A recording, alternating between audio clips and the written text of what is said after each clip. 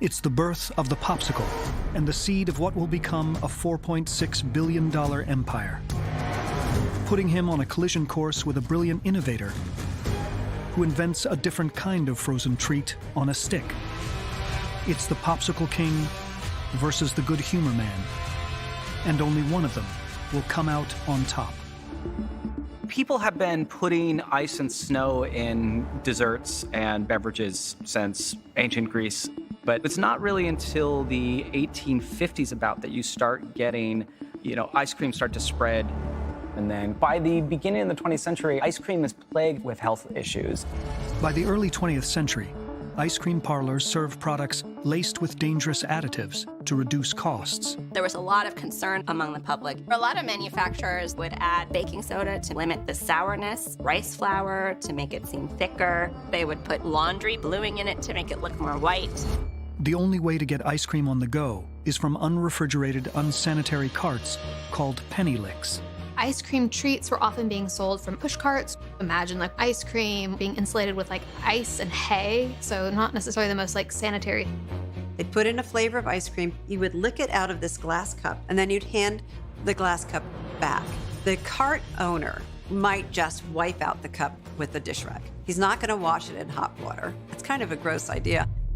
In Ohio, there's a candy shop owner determined to fight ice cream's terrible reputation and convince customers it's a safe, trustworthy treat.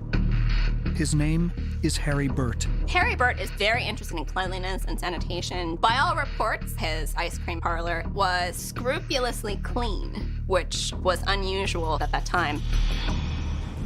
One day, his innovations will spawn a $4 billion industry and change the way Americans consume everything from ice cream to tacos.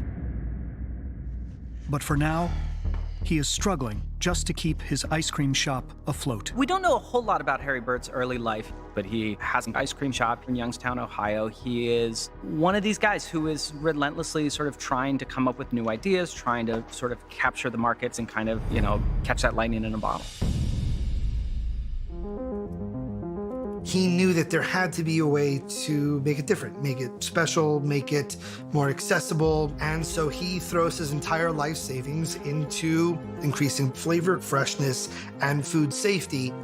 A far cry from the penny lick carts available at the time, Burt begins experimenting with the idea of individually packaged portions of ice cream that customers can eat with their own hands. He started out as a confectioner, and he actually created a candy lollipop coated in chocolate. And he realized if he just used his lollipop chocolate to coat ice cream, it would create sort of a thin, hard shell around the ice cream. That would keep the ice cream free of bacteria a little longer. But when he brings it to his children and he says, what do you guys think? His daughter eats one and she says, well, it tastes really good. But the problem is it's really messy. The chocolate kind of cracks and breaks apart, and then you're left with this melting ice cream.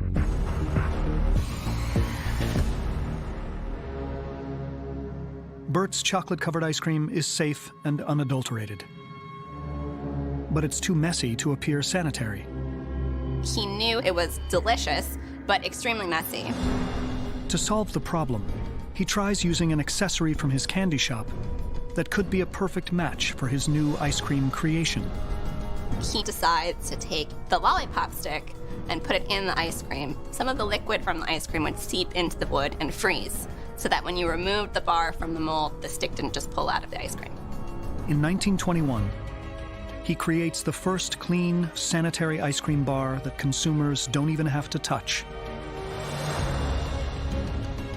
I think it takes someone who is a visionary to create something that is a completely new idea. In a way, a simple thing, but in another way, he was doing something that just hadn't been done before. Burt is ready to introduce his revolutionary bar to the market. This is the good humor man, and only one of them will come out on top. Everyone had been using trucks for delivery of wholesale goods, but he took it a step further and thought that you could use the automobile to get the ice cream out of the parlor and bring it to where people were. We strip it down Remove the casing, keep just the internal workings. Set them in the truck bed and then attach it directly to the motor. Can we do that? It won't be cheap. At the same time, refrigerators obviously are powered by motors, and if you already have a motor that's also powering the forward movement of a vehicle, you can kind of double up. Instead of investing in one new storefront, Burt gambles nearly $4,000, the modern equivalent of almost $60,000, on 12 trucks, each outfitted with an industrial refrigerator. And on the first spring day of 1923, he launches his fleet of mobile mini ice cream parlors. But it turns out the idea is too far ahead of its time. People don't trust ice cream peddlers who just show up on the street offering to sell their kids food for a nickel. And he needs another innovation to make his ice cream truck concept work and bring his good humor bar to the nation. So Harry Burt figures out very early on that if you're going to be successful, you have to present your ice cream trucks in a way that will convey a kind of cleanliness and also a reliability and a dependability. In a bold move, he paints his entire fleet of trucks white and emblazons them with his signature product, the Good Humor Bar.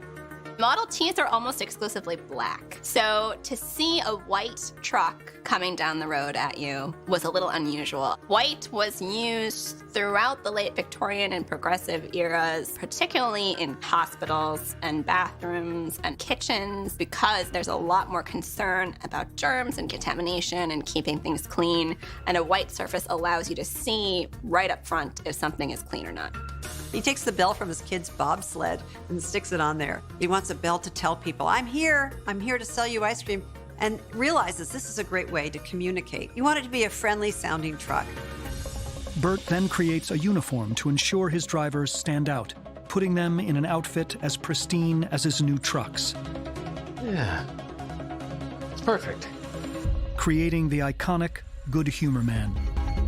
There's almost a sort of military precision to the way in which Good Humor has its employees present themselves. And it creates a level of trust. They know that these Good Humor guys are all going to stand for this larger principle of safety and hygiene. Thank you. Burt relaunches his rebranded ice cream trucks, hoping to build public trust. It seems so obvious to us now, but at the time this was revolutionary. It creates a Pavlovian response among kids that, they would hear the bells, they would know the ice cream truck was coming. And that became a hugely important part of the myth and the identity of the Good Humor truck.